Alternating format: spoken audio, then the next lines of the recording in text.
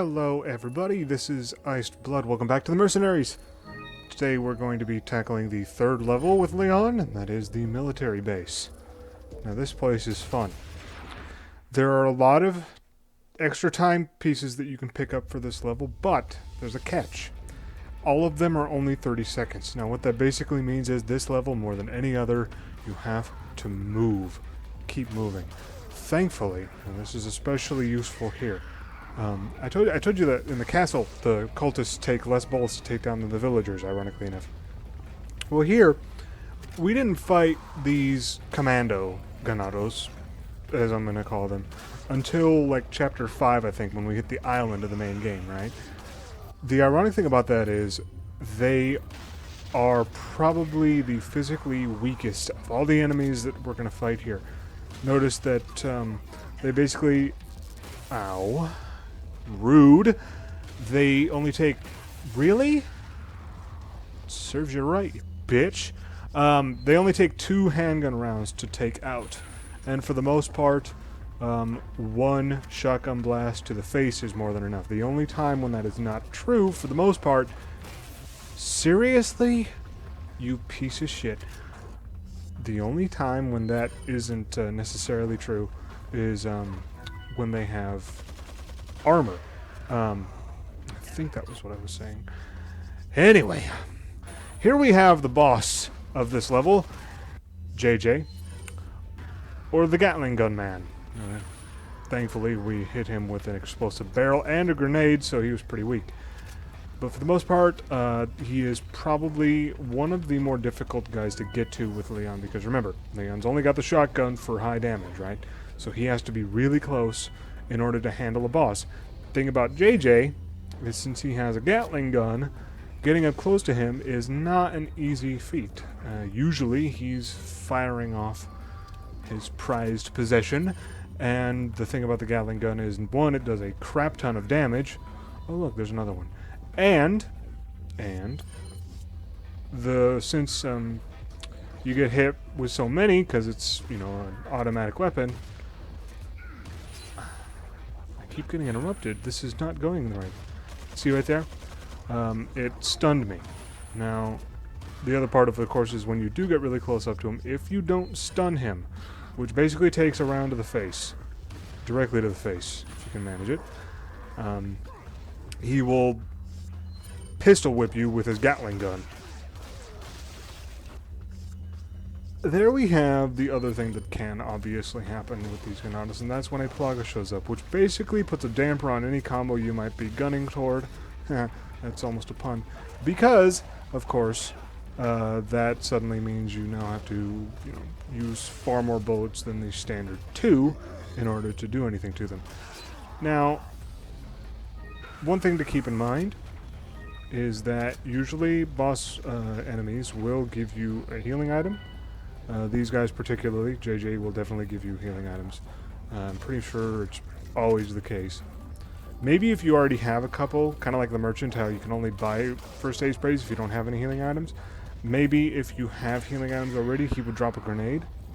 For the most part though, any boss enemy that you kill will drop you something good, so definitely make sure to pick up the stuff that they drop.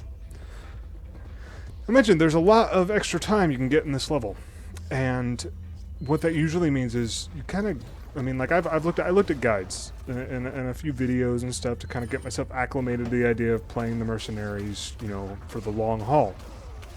And these guides and the videos pretty much always said you kind of have to know your way around this place in order to get a solid score, because of course, seeing as how you're only dealing in 30-second increments instead of the 90 seconds or 60 seconds or whatever that you can get in the other levels, you have to be constantly getting more, otherwise you're just flat out going to run out of time. Thing is, I think you might notice we're doing pretty damn well. Now, the key to that is, 1, since we're constantly moving, we're constantly finding new streams of enemies, which is nice. So basically that kind of means no matter which level you're playing, you might want to, keep moving. The other part is, though, we've taken out 2 JJs, and I think there might only be 1 more, if that. I forget if they spawn randomly or if there are a set number of boss enemies that you handle in a given round. But either way, we've taken out 2 already. and that gave us a few thousand each.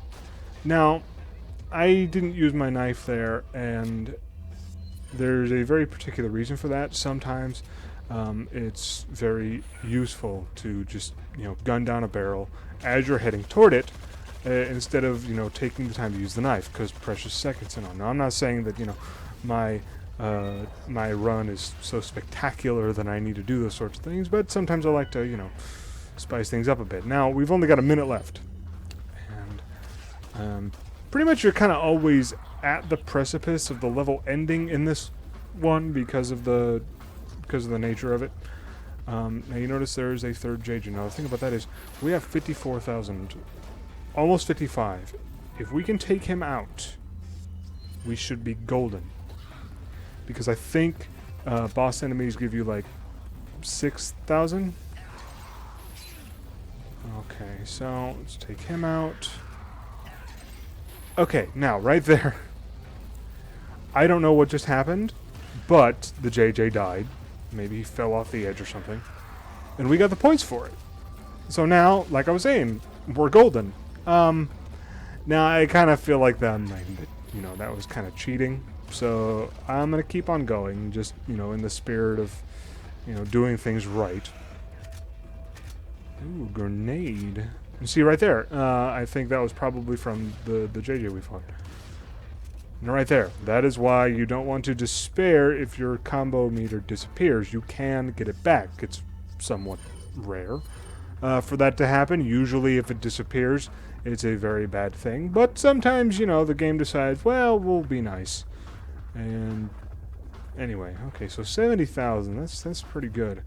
We'll keep on killing, just because, we've gotten our extra 5,000 or 6,000 or so, and that's enough for my conscience, okay? Because, like I said, I'm doing this purely for the gun. I want to show you guys what the hand cannon can do. And in order to do that, of course, I need to get it. So that's what we're here for. I hate these guys and their stupid stun rods.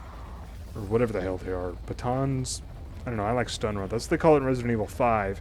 And that's a really cool weapon to use, actually. Okay, so what the hell? We'll use a green herb to be at max health when the level is over. First time running this level, which is supposed to be a hard one, and I got it. My first run. Talk about good luck, right? So, what do we get? We got ourselves a new character. We got Hunk. Now, he's interesting. Notice we also got Krauser. That's the character we unlocked in the castle. Okay, short video because we got lucky. I'll catch you next time. Bye-bye.